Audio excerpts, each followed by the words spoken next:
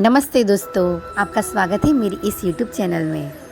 महाभारत में कुंती पुत्र युधिष्ठिर, अर्जुन और भीम एवं माद्री पुत्र नकुल और सहदेव की पत्नी द्रौपदी थी। राजा द्रुपद के बेटे द्रौपदी को पांचाली भी कहा जाता है। कृष्ण और द्रौपदी में क्या रिश्ता था, आओ जानते हैं। द्रौपदी का मूल नाम कृष्णा था। द्रौपदी का नाम कृष्णा इसलिए था क्योंकि वह भी सांवली थी। भगवान श्री कृष्ण और द्रौपदी अच्छे मित्र थे।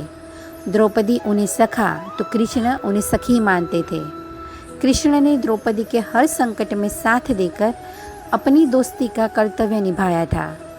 कहते हैं कि भगवान श्री कृष्ण की मांसपेशियां मृदु परंतु युद्ध के समय विस्तृत हो जाती थी, इसलिए सामान्यतः लड़कियों के समान दिखने वाला उनका लावण्यमय शरीर युद्ध के समय अत्यंत कठोर दिखाई देने लगता था।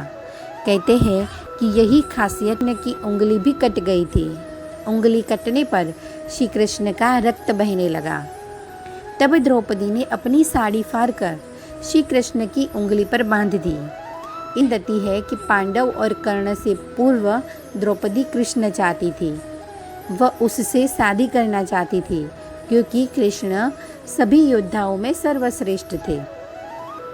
द्रौपदी की एक दासी भी, जिसका नाम नितंबिनी था, वह कृष्ण की सारी खबरें उनके पास ले आती थी और कृष्ण खुद जानते थे कि द्रौपदी उनको चाहती है।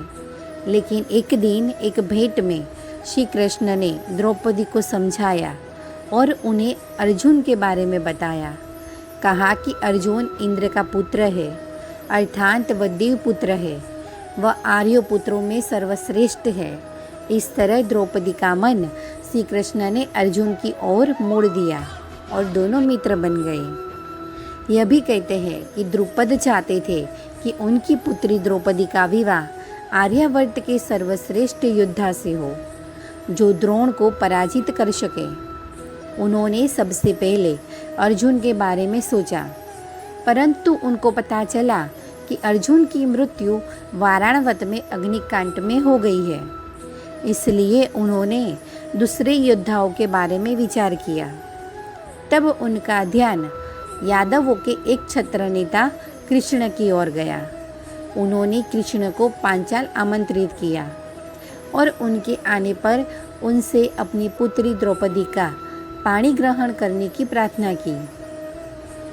लेकिन जब कृष्ण को पता चला कि द्रुपद का असली उद्देश्य द्रोण से अपने अपमान का बदला लेना है और इसके लिए अपनी जामाता का उपयोग करना चाहता है, तो कृष्ण ने उनकी पुत्री के साथ विवाह करने से विनम्रतापूर्वक मना कर दिया, क्योंकि वे स्वयं को किसी के व्यक्तिगत प्रतिशोध का मोहरा नहीं बनने देना चाहते थे।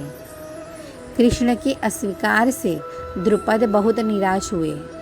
उनकी निराशा को देखते श्री कृष्ण ने उनसे कहा कि मैं द्रौपदी के योग्य सर्वश्रेष्ठ वर का चुनाव करने में आपकी सहायता कर सकता हूँ।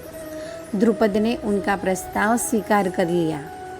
यह भी कहा कि मुझे ऐसा योद्धा चाहिए जो द्रोण को पराजित करके उनके अपमान का बदला चुका सके।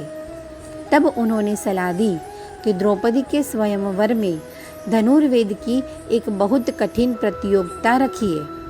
जो उस प्रतियोगिता में विजय होगा वह सर्वश्रेष्ठ धनुर्धर होगा। उसके साथ द्रौपदी का विवाह करके आप दोनों ही एक दूसरे को समझते थे।